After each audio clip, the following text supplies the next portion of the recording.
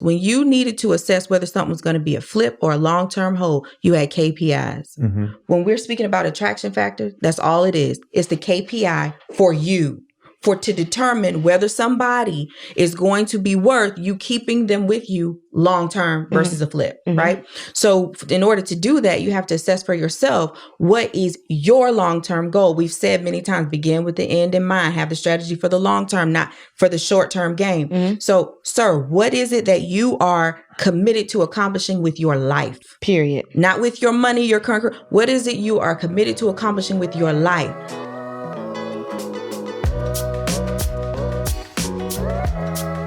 What's going on, y'all? Welcome to another episode of Romance and Real Estate, where we help you level up in life, love, and money. Got you. So this is a general tip that we're going to start this episode with, if y'all don't mind. Let's go for it. It's very expensive to be cheap. Ooh. And so I'm guilty of this in every aspect of it. Yes. So I'm not talking at you. I'm just sharing with you personal experiences and nightmares that I hear people go through in entrepreneurship and in real estate. Yes. And so a lot of us, when we're investing into real estate, look at budgets and we assess the budget based on the allocated amount of expenses that we could spend on repairs. But our goal is to be profitable. So we always are looking in ways to minimize that. Yes.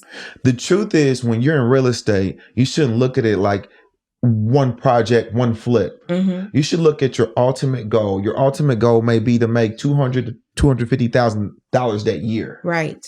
So in order to get to that, you need a team. You can't do it by yourself. So my suggestion would be not to get the cheapest contractors because you might not make it to the end of the year. Come on now. As in contrast to coming up with a fair price with the best contractors. Yes. Because I've been in positions where I've tried to cut corners and use painters that charge me half the price. Lord. Yes. Yet they did a terrible job and I had to pay twice for the same job. Yes. I've had electricians who didn't do the wiring properly, but they were available. They could do it quick. They were Johnny on the spot. As in contrast to waiting for those who are licensed, professionals, and reputable. Yes. I rushed, and so I saved time, I thought. I saved money, I thought. But then I had to pay for all the work to get done and to get demoed because it had to be rewired. My Lord. And so in some cases, you're buying wiring twice and things like that. So that's happened more than once. So the first time it happens, you won't learn. And you'll do it again because it's in our nature to try to make the most out of the deal. What I've learned is to create a win-win situation for me and everybody that's working with me in real estate so that we can continue to do quality work over and over and over. And I understand at the end, I get it. Right. You know, so that's kind of like doing what we do. We've always been told to give value up front. That's right. Because we'll maximize our earnings in the end. That's right. That's right. Those who make money up front typically make less. You know, and so we definitely want to make sure that we are not using the cheapest contractors and or taking the cheap route because it could be very, very expensive for you to do so. Yeah. You know, so that's the real estate tip. Now, going into this year, no lie. We talked about it yesterday once we finished the show. And I told you, I was like, man, I made a vow to myself to actually hire the best of the best. That's right. You know, sometimes when our business is going down a little bit, we have a couple bad consecutive months, we tend to hoard. But hoarding is actually a poor man's practice. Woo! Lord, have mercy. You know what I mean? As in contrast to doubling down on something that you know works and being patient and working through it, to come back up. So, you know, that's kind of like what in 2023, that's kind of where I'm vibing right now. He done threw me. Hoarding is a poor man's practice. I'm sick. I don't know if that went by you, of how that could immediately apply to your love life. Did you catch it, Eric? Immediately? Like, enlighten me. First, Lord Jesus, where do we start? There's so much to be said. You said some words that stood out. You said rushing, Yes. available, and cheap. All of those things we will do as people in different areas. You spoke about it as it pertains to real estate, but we also do it in dating. So we're rushing because for some reason we feel like we don't have enough time. And we don't want to pay too much up front because there's a fear of if I give too much, I don't know how much I'm going to get back. So we hoard. And we allow ourselves to be too available.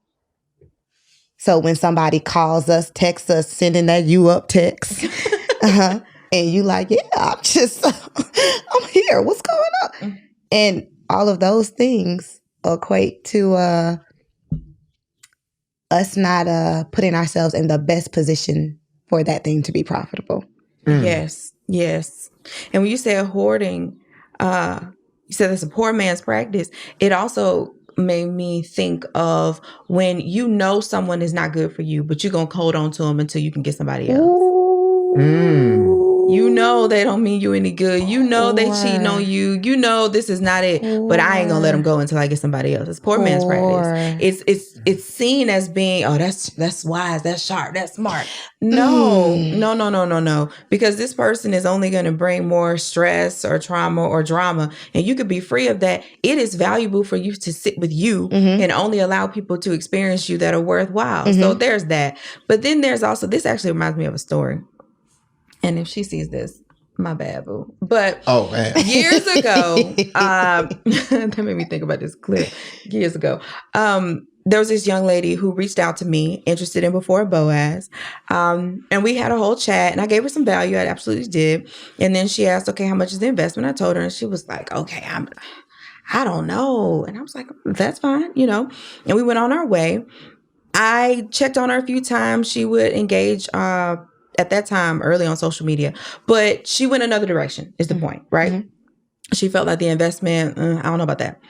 It's amazing because I actually heard from her last year and she was like, Shanoria, with an exclamation point. Whenever I see that, I know, oh Lord, what is this? And she shared with me, I won't name the other program she went to, but she went through this other dating program and went on Hinge, because that's a lot cheaper, and met this guy, married him, and now now she's going through a divorce while she's pregnant. It's expensive being cheap. It's expensive being cheap. And now it's, you know what? In a little bit, I'm ready for Before Boaz. But if only we could have done this earlier, because you still see the value. You're back. Yeah. You're back. So we see it. Look at you. You see it in business, and it's like, now I got to pay double for the paint because they got to fix what the other person did. But in life, we talking. You married this person. Y'all went through all of that, and now whatever it was that you missed because you didn't learn the lessons of love you thought you already knew. You didn't learn your attraction factor. You didn't want to put in all that time up front. No. You want it now. The microwave society. Now you done linked up with somebody that meant you no good, and now there's a child coming from this. That's the heavy. That's the heavy. So now it's not just you two that are impacted by this. Now there's another life who didn't ask for this that has to reap the consequences of your literal poor decisions. Man, that was a tough conversation to have. Now we're still going to serve her, absolutely, but my heart broke for that because it was senseless. Because I would have loved for her to value herself enough. To invest in herself, in her future, and not be willing to risk it. And that's what I'm seeing over and over again. It's like, well, ain't no harm in just doing this. I mean, it's okay. We just living life. We just out here. But I'm not finna invest all that money, and I don't really even know. I feel like I can do it myself. You can do what you've done. That's what you know how to do. And getting something simple, just doing a quick dating app and okay, you don't know how to vet nobody. You don't know how to read people. You haven't learned how to pre-qualify people. You don't know your own mission statement. What are your core beliefs? How can you really identify whether this person has what is required to be connected to you for a lifetime? Who's teaching that? Wow. I'll wait. I mean, we are. But who else? It's easy to teach somebody to date. I can get you a boyfriend by the end of the week. I'm talking about tomorrow. We can find you one at the grocery store, honey. That's not hard. Like we can, and like you said, BBLs, like you can fix your appearance and do this and that and attract a person. Yeah. Okay, you can catfish your way all the way down the aisle. Yeah. But to last a lifetime, that's an investment. You have to be willing to prepare and commit. Yes. People don't want to do that. And just to be clear, just to be super clear, when we say, hey, that's a poor man's mentality. In dating, you're like, how does that correlate? Poor dating. So what that looks like is desperation. Come on. Because poor just means lacking without, right? So now you're coming from a place of desperation because you feel the brunt of the things that you don't think that you have or the things that you are missing, which you're not after. We're like, oh, I just want them for the fill in the blank, whatever it is. But you're really after companionship. Right. You're really after intimacy. Yes. And then when you get the thing that you thought that you wanted, you're not fulfilled. Yes. So you're still in a place where you are very, very desolate or desperate to find the thing that you can't really pinpoint. Yes. Question. So you mean to tell me that you'll get your hair done, your nails done, and your makeup done, but then you won't do anything to help you? Girl, that math ain't matching. No. So when is it going to be the time that we stop working on the outer things and start figuring out the inner things? Girl, I think the time is now. And so for you, I'd encourage you to strut over, slide over, get on through, getandstaymarried.com. Because what we have for you is not just this great conversation like we're having today. Yes. But it's an entire community to help you know and love yourself, but focus on what we put in and what we put on. So all our clients have a personal stylist, a year with a finance coach, a flexibility coach, a sex educator, because there's a lot of people having sex, but they not good at it. Oh, don't let that be you. So go ahead, sis, slide on through, getandstaymarried.com. But for now, back to the show. Would a better term, hoarding is a poor person's sport. Would a better term be kind of like a scarcity mindset in dating? I mean, that's applicable as well. But you can be poor in spirit. So either one applies. Got you. Right? Because how you view yourself. And again, we merge business with love, right? But there's a business principle that applies here. I remember years ago when I would do contracts a lot, we would always explain, you can get it good, fast, or cheap. Okay, not all three. I can give you two. So we can do good and fast.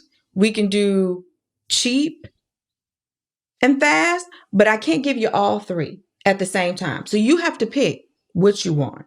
Right. So as soon as you're saying that you want something of quality, as soon as you're saying that you want something that's going to endure, as soon as you're saying that you want a person that's going to be with you of integrity, you have to understand and accept that's not going to be a swift action because you're looking for longevity in the result.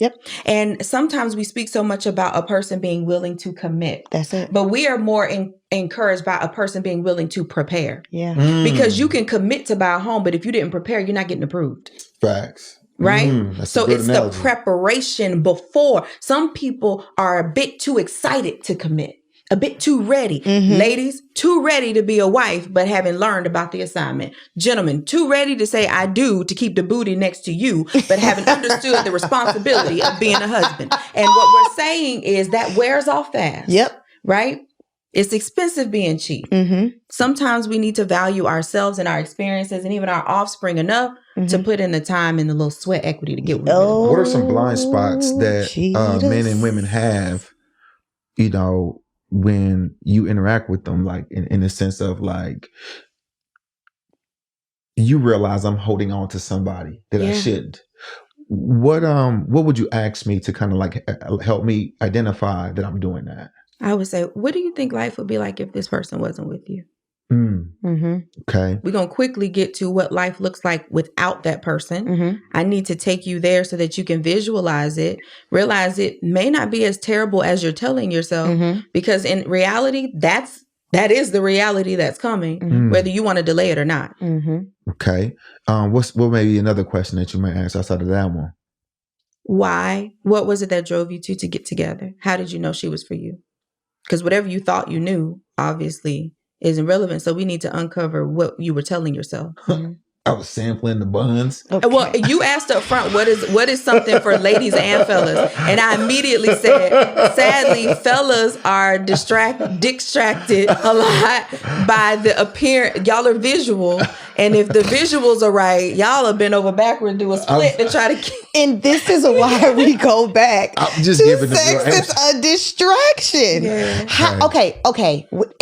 And you said something earlier. You was like, I wasn't coming out into dating like, ooh, I'm about to go find my wife, right? That wasn't the initial mindset. Right. But when, like you said, the young lady did, when you saw something that was valuable, there was a decision that you were going to choose to make as to if you were going to do what it took to make sure that she stayed connected to you.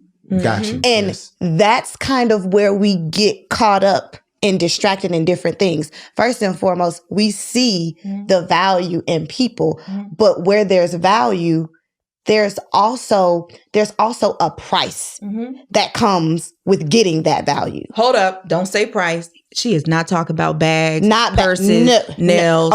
An investment? Let's go back. Let's not even use anything monetary. Okay. There is a process that one must take to get the value that they see in another person. So if I know that, okay,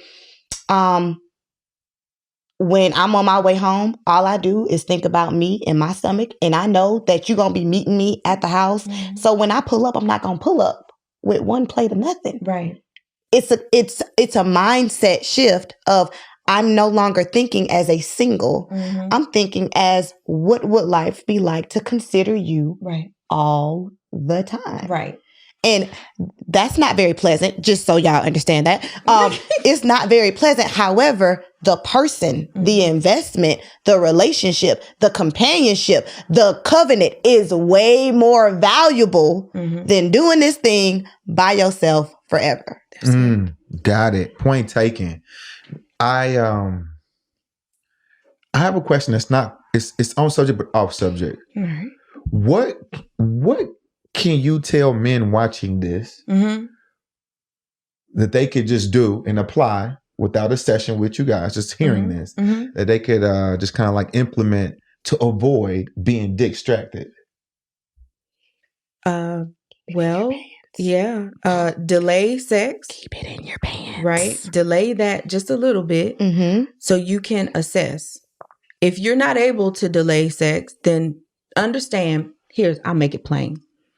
When you needed, and this isn't about you, I'm just using what you've said in the past. When you needed to assess whether something was going to be a flip or a long-term hold, you had KPIs. When we're speaking about attraction factor, that's all it is. It's the KPI for you, to determine whether somebody is going to be worth you keeping them with you long-term versus a flip, right? So in order to do that, you have to assess for yourself, what is your long-term goal? We've said many times, begin with the end in mind, have the strategy for the long-term, not for the short-term game. So, sir, what is it that you are committed to accomplishing with your life? Period. Not with your money, your current. What is it you are committed to accomplishing with your life? Does she align with that? If the answer is no, it's a no-go. Period. And I know some people be like, well, I'm going to still bust it down. If you're willing to potentially have a kid with her, cool. If you know good and well you don't want to be connected with her after tomorrow, sir, it's not worth it. And I can hear the comments now. That's just not how men think. And that's why y'all keep getting screwed. All right? That's why people keep taking your money. Yeah. Okay? That's why you keep dealing with heartache and heartbreak and you don't have nobody to communicate it to. And you just out here continuing to hurt other people because you're hurt. Yeah. You don't have to admit it. You can call me whatever names you want, baby. I don't care. Listen. It's time to get more serious about valuing you, sir. It's time for you to understand that your worth is in more than just your money. And she has to qualify to be next to you long term. You cannot just keep giving that out. Otherwise, I can see that you don't value yourself. Period. Okay? So what can you do? Assess this woman. And that takes time. You have to be willing to be around her long enough to get the results of your assessment. And allow the representative to fade play the away. vaccine. That's talking right. about. And what your brother used to say, take a swimming. Oh, listen, I get this That one. was what I used to tell my brothers. I'm like, y'all listen, because I'm in Atlanta, and it's some sorcery going on. It is. Okay. And I'm like, I need y'all to understand that they got some shims walking around here looking like me. And I need you to know what you're getting yourself into before you touch it. Take a swimming. Check out the neck. I'm dead. All of it. Hey, so with that, I think one of my greatest takeaways today was take her swimming. Oh, that's what you heard. Take her swimming. And we're done. Bro, take her swimming, man. Make sure you're not getting pump faked. All right, man. For those who, need assistance, a desire to dive deeper into their purpose, into their personal missions and visions for themselves, those who need just help drawing out what that end goal looks like. Because everybody can't like do that alone, right? That's right. Not everybody has the tools and the resources to kind of like pull that out their back pocket. How can they get in contact with you guys? You can reach us at itsmeseason.com or the Marriage Makeover on Instagram. That's it for today. So like, comment, subscribe, tell a friend to tell a friend, and we see you next week. Peace.